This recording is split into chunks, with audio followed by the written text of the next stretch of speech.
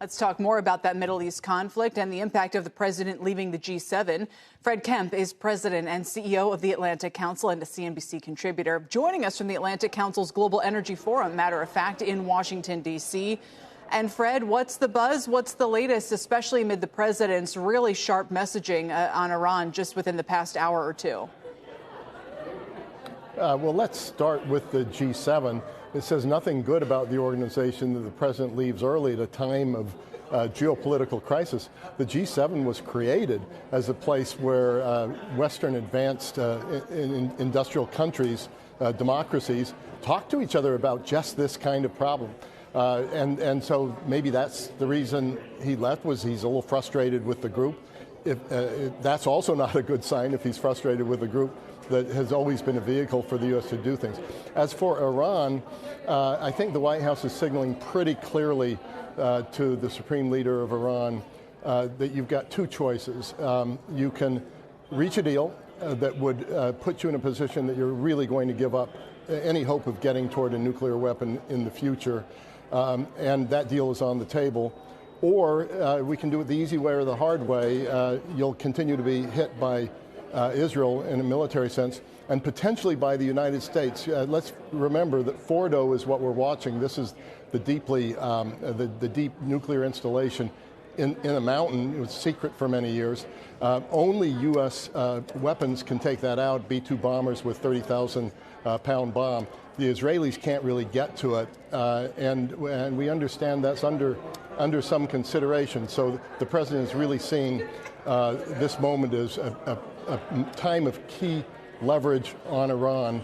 Their defenses are down, their proxies are down, they're unable to strike Israel in any successful way because Israel's defenses are up and working.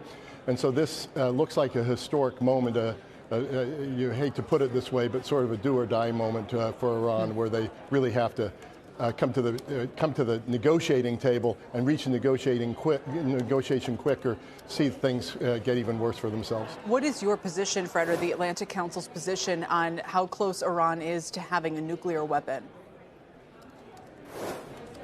Well, what experts tell me is they're days away from being able to assemble the fissile material that they would need to put together in a bomb.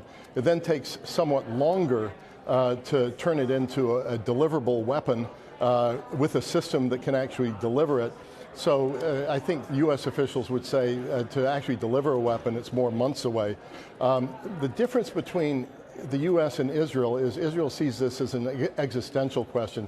If you can get Iran away from a weapon now and for as long as you can into the future, that means the survival of the Israeli state. For the U.S., it's not existential, but the U.S. has also said that they will never allow Iran to have a weapon. So even though we're looking at it from a different perspective than the Israelis, it sounds to me, as your reporter said, using the word we, that Israel and the U.S. are joined at the hip right now vis-a-vis Iran. You know, how much of this, Fred, do you think is the national security threat around Iran? And how much of Trump leaving the G7 up there in the mountains of Western Canada is kind of a power play, a little bit of a flex where you're saying to your trading partners, Narendra Modi, Claudia Sheinbaum of Mexico, all traveling there literally to meet him. They can say what they want, but it's to meet Trump. Him leaving is a power play, and I wonder how much of that is just the power aspect of it and not the urgency of the moment. Well, Brian, you seem to know our President of the United States very well. I think it's a bit of both. So trade is a tomorrow issue right now for President Trump. It's a today issue for those that traveled to meet him. Modi from India, Sheinbaum from Mexico, Ishiba from Japan. They all need to strike trade deals with the U.S.